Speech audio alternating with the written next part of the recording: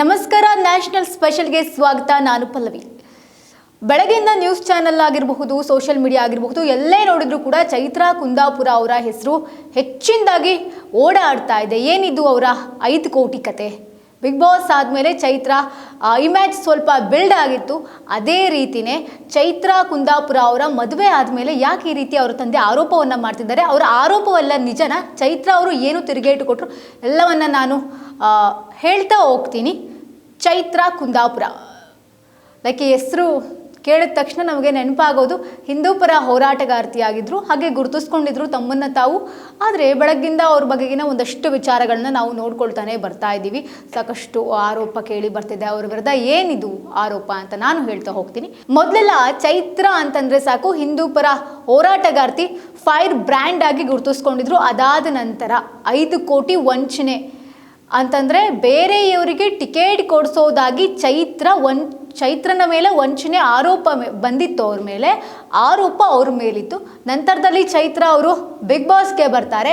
ಅಲ್ಲಿ ಚೈತ್ರಾ ಅಂತಂದರೆ ಯಾರು, ಏನು, ಅವ್ರ ಹಿನ್ನೆಲೆ ಏನು, ಅವರ ಕುಟುಂಬದವರಾಗಿರ್ಬೋದು, ಅವರ ತಾಯಿ ಆಗಿರಬಹುದು, ತಂಗಿ ಆಗಿರಬಹುದು, ಅವರ ಒಂದಷ್ಟು ಪರಿಚಯವಾಗುತ್ತೆ. ಒಟ್ಟಿನಲ್ಲಿ ಚೈತ್ರಾ ಹಿನ್ನೆಲೆ ಗೊತ್ತಾಗುತ್ತೆ. ಒಂದಷ್ಟು ವಿಷಯಗಳು ನಮಗೆ ಗೊತ್ತಾಗ್ತಾ ಹೋಗುತ್ತೆ. ಸಾಕಷ್ಟು ದಿನಗಳವರೆಗೂ ಕೂಡ ಬಿಗ್ ಬಾಸ್ನಲ್ಲಿ ಇದ್ದರು. ಚೈತ್ರನ ವರ್ತನೆ ಏನು, ಅವರ ಆ್ಯಟಿಟ್ಯೂಡ್ ಬಗ್ಗೆ ಎಲ್ಲ ನಾವು ಬಿಗ್ ಬಾಸ್ನಲ್ಲಿ ತಿಳ್ಕೊಳ್ತಾ ಹೋದ್ವಿ. ಒಂದ್ಸಲಿ ಇದೇ ಬಿಗ್ ಬಾಸ್ನಲ್ಲಿ ಜಗಳವಾದಂತಹ ಟೈಮ್ನಲ್ಲಿ ಲಾಯರ್ ಜಗದೀಶ್ ಅವರು ಇದೇ ವಿಚಾರ ಅಂತಂದರೆ ಯಾವುದು 5 ಕೋಟಿ ವಿಚಾರದ ಬಗ್ಗೆ ದೊಡ್ಡ ಮನೆಯಲ್ಲಿ ಮಾತಾಡ್ತಾರೆ. ಆವಾಗ ಅವರಿಬ್ಬರ ನಡುವೆ ಒಂದಷ್ಟು ವಿಚಾರವಾಗುತ್ತೆ. ಅಲ್ಲಿ ಮನೇಲಿರುವಂಥವ್ರಿಗೆ ಏನಿದು 5 ಕೋಟಿ ವಿಚಾರ ಅನ್ನೋದು ಕೂಡ ಗೊತ್ತಾಗುತ್ತೆ. ಅದಾದಮೇಲೆ ಚೈತ್ರಾ ಅವರು ಕೂಡ ಬಿಗ್ ಬಾಸ್ ಮನೆಯಲ್ಲೇ ಇರಬೇಕಾದ್ರೆ ಕೋರ್ಟ್ಗೂ ಕೂಡ ಹಾಜರಾಗಿರ್ತಾರೆ. ಈ ಒಂದು ಕೇಸ್ ಇದೆಯಲ್ಲ, ಚೈತ್ರಾ ಮೇಲೆ ಸಾಕಷ್ಟು ಬದಲಾವಣೆಯನ್ನು ತರುತ್ತೆ. ಸಾಕಷ್ಟು ದಿನಗಳವರೆಗೆ ಚೈತ್ರಾ ಜೈಲಿನಲ್ಲಿ ಇರ್ತಾರೆ. ನಂತರ ಜಾಮೀನಿನ ಮೇಲೆ ಜೈಲಿನಿಂದ ಆಚೆ ಬಂದಾದ ಮೇಲೂ ಕೂಡ ಚೈತ್ರಾ ಜೀವನ ಈ ಬಿಗ್ ಬಾಸ್ನಿಂದ ಸಾಕಷ್ಟು ಬದಲಾವಣೆ ಆಗತ್ತೆ. ಎಲ್ಲ ರೀತಿಯಲ್ಲೂ ಕೂಡ ಬಿಗ್ ಬಾಸ್ ಚೈತ್ರಾ ಜೀವನವನ್ನು ಬದಲಿಸುತ್ತೆ. ಅವ್ರ ಮೇಲಿರೋ ಆರೋಪಗಳು ಕೂಡ ತೆಗೆದು ಹಾಕಿಸುತ್ತೆ. ಒಂದೊಂದೇ ರೀತಿಯಲ್ಲಿ ಹಂತವಾಗಿ, ಒಟ್ಟಿಗೆ ಅಂತ ಹೇಳೋಕ್ಕಾಗಲ್ಲ.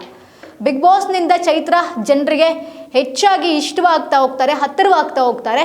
ಚೈತ್ರಾ ಜೀವನ ಬದಲಾಗೋಕೆ ಬಿಗ್ ಬಾಸ್ ಕೂಡ ಕಾರಣವಾಗುತ್ತೆ. ಬಿಗ್ ಬಾಸ್ನಿಂದ ಆಚೆ ಬಂದ ಮೇಲೂ ಕೂಡ Chaitra girls versus boys reality show ಕೂಡ ಮಾಡ್ತಾ ಇರ್ತಾರೆ. ಕೆಲವೊಂದಷ್ಟು ಶೂಟ್ಗಳಾಗಿರ್ಬೋದು, ಇವೊಂದಷ್ಟು ಮೇಕಪ್ ಶೂಟ್ಗಳಾಗಿರ್ಬೋದು, ಕೊಲಾಬ್ರೇಷನ್ಗಳಾಗಿರ್ಬೋದು, ಅದು ಇದು ಕೆಲಸ ಮಾಡಿಕೊಂಡು ಹೋಗ್ತಾ ಇರ್ತಾರೆ. ರೀಸೆಂಟಾಗಿ ಚೈತ್ರಾ ಕುಂದಾಪುರ ಮದುವೆ ಕೂಡ ಆಗುತ್ತೆ. ಕೆಲವು ಜನ ಅಂತಂದರೆ ಸಂಬಂಧಿಕರಾಗಿರಬಹುದು, ಆತ್ಮೀಯರಾಗಿರಬಹುದು, ಅವ್ರಿಗೆ ಬೇಕಾದಂಥ ಸೆಲೆಬ್ರಿಟೀಸ್ನ ಕರೆದಿರ್ತಾರೆ ಚೈತ್ರಾ ಕುಂದಾಪುರ. ಚೈತ್ರಾ ಮದುವೆ ಅಂದುಕೊಂಡದಕ್ಕಿಂತ ತುಂಬಾ ಚೆನ್ನಾಗಾಗುತ್ತೆ.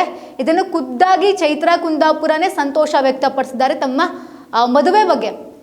ಅದಾದ ಮೇಲೆ ಮದುವೆಯ ನಂತರದಲ್ಲಿ ಸೈನಿಕರಿಗೆ ಹಣವನ್ನು ಕೂಡ ಅವರು ಕೊಡ್ತಾರೆ. ಚೈತ್ರಾ ವಿರುದ್ಧ ಇಷ್ಟು ದಿನ ಮಾಧ್ಯಮದ ಮುಂದೆ ಬಾರದಂತಹ ತಂದೆ ಬಾಲಕೃಷ್ಣ ನಾಯ್ಕ್ ಅವರು ಇವತ್ತು ಬಂದು ನನ್ನ ಮಗಳು ವಂಚಕಿ, ಕಳ್ಳಿ, ಅವಳು ಸರಿ ಇಲ್ಲ ಅಂತೆಲ್ಲ ವಿಡಿಯೋವನ್ನು ಹರಿಬಿಡ್ತಾರೆ, ಮಾಧ್ಯಮದ ಮುಂದೆ ಮಾತನಾಡಿದ್ದಾರೆ. ಇದನ್ನು ಅರ್ಗಿಸ್ಕೊಳ್ಳೋಕ್ಕೆ ಸ್ವಲ್ಪ ಕಷ್ಟ ಆಗ್ಬೋದು ಚೈತ್ರಾಗೆ. ಯಾಕೆಂದರೆ ರೀಸೆಂಟಾಗಿ ಇನ್ನೂ ಮದುವೆ ಆಗಿದ್ರು, ಬಹುಶಃ ಕಷ್ಟ ಆಗೇ ಆಗುತ್ತೆ. ಈಗಿನ್ನು ತನ್ನ ಮೇಲಿರುವಂತಹ ಇಮ್ಯಾಜಿನ ಬೇರೆ ರೀತಿಯೇ ಜನಗಳಿಗೆ ತನ್ನ ಮೇಲೆ ಇಮ್ಯಾಜ್ ಇದನ್ನ ಬೇರೆ ರೀತಿಗೆ ತಗೊಂಡು ಹೋಗೋಕ್ಕೆ ಪ್ರಯತ್ನವನ್ನು ಚೈತ್ರಾ ಪಡ್ತಿದ್ರು. ಸೊ ಇದು ಕೂಡ ಡ್ಯಾಮೇಜ್ ಆಗುತ್ತೆ.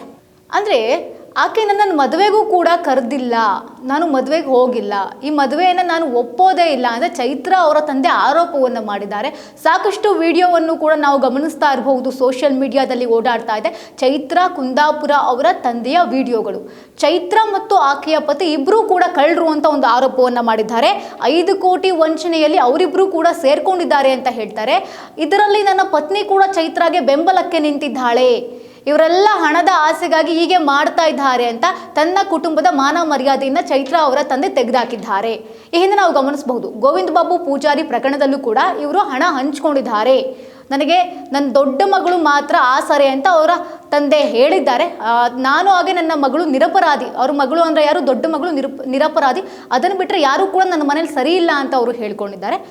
ಚೈತ್ರಾ ಬಿಗ್ ಬಾಸ್ ಮನೆಗೆ ಹೋಗುವಾಗಲೂ ಕೂಡ ನನಗೆ ಹೇಳಿಲ್ಲ, ನನ್ನ ಪತ್ನಿ ನನ್ನನ್ನು ಮನೆಯ ಮುಂದೆ ಜಗಲಿ ಅಂತಿರುತ್ತಲ್ಲ ಆ ಜಗಲಿ ಮೇಲೆ ಬಿಟ್ಟು ಬೀಗ ಹಾಕ್ಕೊಂಡು ಹೋಗಿದ್ರು ಬೆಂಗಳೂರಿಗೆ ಅಂತ ಒಂದು ಆರೋಪವನ್ನು ಮಾಡಿದ್ದಾರೆ. ಬಿಗ್ ಬಾಸ್ಗೆ ಹೋಗಿದ್ರು. ಆ ವಿಷಯ ಕೂಡ ನನಗೆ ಗೊತ್ತಿಲ್ಲ. ನಾನು ಕಟ್ಟಿದ ಮನೇಲಿ ಈಗ ನಾನೇ ಅನಾಥವಾಗಿದ್ದೀನಿ, ನನ್ನ ಮಗಳು ಅಂತ ಹೇಳ್ಕೊಳ್ಳೋಕ್ಕೂ ಕೂಡ ನನಗೆ ನಾಚಿಕೆ ಆಗ್ತಾ ಇದೆ ಅಂತ ಚೈತ್ರಾ ವಿರುದ್ಧ ಮಾತಾಡಿದ್ದಾರೆ. ನನ್ನ ಜೀವನದಲ್ಲಿ ಆಕೆ ಬರಬಾರ್ದು, ಜನ ಆಕೆಗೆ ಮನ್ನಣೆಯನ್ನು ಕೊಡಬಾರ್ದು ಅನ್ನೋದು ಅವರ ತಂದೆಯ ಒಂದು ಆಶಯ ಅಂತ ಹೇಳ್ಬೋದು. ತಂದೆ ಇಲ್ಲದ ಮಗಳು ಅಂತ ಎಲ್ಲರ ಹತ್ರ ಹೇಳ್ಕೊಂಡು ಬಂದಿದ್ದಾರೆ ಚೈತ್ರಾ. ನನ್ನ ತಂದೆ ಬಾಲನಾಯಕ್ ಗೌರವಾನ್ವಿತ ವ್ಯಕ್ತಿಯಾಗಿದ್ರು ಅಂತ ಹೇಳಿದ್ದಾರೆ. ಅಂದರೆ ಚೈತ್ರಾ ತಂದೆ ಬಗ್ಗೆ ಆಡಿರುವಂತಹ ಮಾತುಗಳನ್ನು ಅವರು ಹೇಳಿದ್ದಾರೆ. ಬಹುಶಃ ಎಲ್ಲ ತಂದೆಗೂ ಕೂಡ ಬೇಜಾರು ಆಗೇ ಆಗತ್ತೆ. ಒಂದು ತುತ್ತು ಅನ್ನನೂ ಕೊಟ್ಟಿಲ್ಲ, ನನ್ನನ್ನು ಬಿಟ್ಟು ಹೋದ್ರು. ಹಂಗೆ ನಾನು ಯಾವುದೋ ಯೂಟ್ಯೂಬೋ ಟಿ ವಿ ಚಾನಲ್ಲೋ ನೋಡಿಬಿಟ್ಟು ನನ್ನ ಮಗಳು ಬಿಗ್ ಬಾಸ್ಗೆ ಹೋಗಿದ್ದಾಳೆ ಅಂತ ನನಗೆ ಗೊತ್ತಾಗಿದೆ ಅಂತ ತುಂಬ ಬೇಜಾರು ಮಾಡಿಕೊಂಡು ಅವರು ಮಾತಾಡ್ತಾರೆ. ಒಂದು ಕಡೆ ತಂದೆಯ ಸ್ಥಾನದಲ್ಲಿ ನೋಡೋದಾದರೆ ಅವರಿಗೂ ಕೂಡ ಆಸೆ ಇರುತ್ತೆ. ನನ್ನ ಮಗಳು ಇಷ್ಟೆಲ್ಲ ಹೆಸರು ಮಾಡಿದ್ರು ಕೂಡ ನನಗೆ ಒಂದು ಮಾತು ಬಿಗ್ ಬಾಸ್ಗೆ ಹೋಗೋದು ಹೋಗಿಲ್ಲ ಅನ್ನೋದು ಹೇಳಿದ್ದಾರೆ. ನನಗೂ ಕೂಡ ಒಂದು ಮಾತು ಹೇಳಿಲ್ಲ ಅಂತ ಹೇಳಿದ್ದಾರೆ. ಅಷ್ಟೇ ಅಲ್ಲದೆ ಬಿಗ್ ಬಾಸ್ನಲ್ಲಿ ಚೈತ್ರನ್ನ ನಾವು ನೋಡೋದಕ್ಕೂ ಇವಾಗ ಅವರ ತಂದೆ ಮಾಡ್ತಿರೋ ಆರೋಪಕ್ಕೂ ಒಂದಕ್ಕೊಂದು ಸಂಬಂಧವೇ ಇಲ್ಲದ ರೀತಿಯಲ್ಲಿ ಇದೆ. ಹಾಗೆ ಅವ್ರು ಹೇಳ್ತಾ ಹೋಗ್ತಾರೆ, ಅವಳ ಸ್ವಂತ ದುಡ್ಡಲ್ಲಿ ಅವಳು ಸೈನಿಕರಿಗೆ ದುಡ್ಡು ಕೊಟ್ಟಿದ್ರೆ ನಂಗೆ ಬಹಳ ಖುಷಿ ಆಗ್ತಾ ಇತ್ತು. ಎಲ್ಲ ವಂಚನೆ ಮಾಡ್ಕೊಂಡು ಬಂದು ಇಲ್ಲಿ ಕೊಟ್ಟಿದ್ದಾಳೆ ಅಂತಂದರೆ ಅದು ಅವಳ ದುಡ್ಡು ಅಲ್ವಲ್ಲ ಅಂತ ಒಂದು ಆರೋಪವನ್ನು ಮಾಡ್ತಿದ್ದಾರೆ. ಅದೇ ರೀತಿ 5 ಲಕ್ಷ ಕೊಡ್ದಲೇ ಇದ್ದರೆ ಅತ್ಯಾಚಾರದ ಕೇಸ್ ಹಾಕ್ತೀನಿ ಅಂತ ಯಾರೋ ಮೀನು ಮಾರೋರಿಗೆ ಇವರು ಹೆದರಿಸಿದ್ರಂತೆ ಚೈತ್ರ. ಅದನ್ನು ಅವರು ಹೇಳ್ತಾ ಹೋಗ್ತಾರೆ, ನನ್ನ ಸರ್ವನಾಶ ಮಾಡಿದ್ಲು ನನ್ನ ಜೀವನವನ್ನು ಅಂತ ಆರೋಪವನ್ನು ಮಾಡಿದ್ದಾರೆ. ಚೈತ್ರ ಭಾವ ಕೂಡ ಇದೇ ವಂಚನೆ ಪ್ರಕರಣದ ಕುರಿತು ಅವರು ಕೂಡ ಮಾತಾಡಿದ್ದಾರೆ. ಶ್ರೀಕಾಂತ್ ಅಂತಂದರೆ ಚೈತ್ರ ಅವರ ಮದುವೆಯಾಗಿರೋ ಹುಡುಗನ ಕುರಿತು ಕೂಡ ಮಾತನಾಡಿದ್ದಾರೆ. ಬ್ಯಾಂಕಲ್ಲೇನೋ ಆ ಟೈಮ್ನಲ್ಲಿ ಹಣ ಇಟ್ಟಿದ್ರಂತೆ, ಏನಾಗಿತ್ತು ಅನ್ನೋ ವಿಚಾರದ ಕುರಿತು ಕೂಡ ಒಂದು ವಿಡಿಯೋವನ್ನು ಅವರ ಭಾವ ಕೂಡ ಹಂಚಿಕೊಂಡಿದ್ದಾರೆ. ಈ ಆರೋಪಕ್ಕೆ ಚೈತ್ರ ಕೂಡ ತಿರುಗೇಟನ್ನು ಕೊಟ್ಟಿದ್ದಾರೆ. ತಂದೆಯ ಕುರಿತು ಮಾತನಾಡಿದ್ದಾರೆ ಚೈತ್ರ. ತಮ್ಮ ಇನ್ಸ್ಟಾಗ್ರಾಮ್ ಸ್ಟೋರಿಯಲ್ಲಿ ಒಂದು ಪೋಸ್ಟನ್ನು ಹಾಕೋ ಮುಖಾಂತರ ಈ ಒಂದು ಅವರ ತಂದೆ ಏನು ವಿಡಿಯೋ ಮಾಡೆಲ್ಲ ಹರಿಬಿಟ್ಟಿದಾರಲ್ಲ ಆ ವಿಚಾರಕ್ಕೆ ಸಂಬಂಧಪಟ್ಟಂತೆ ಚೈತ್ರ ಕೂಡ ಬರ್ಕೊಂಡಿದ್ದಾರೆ.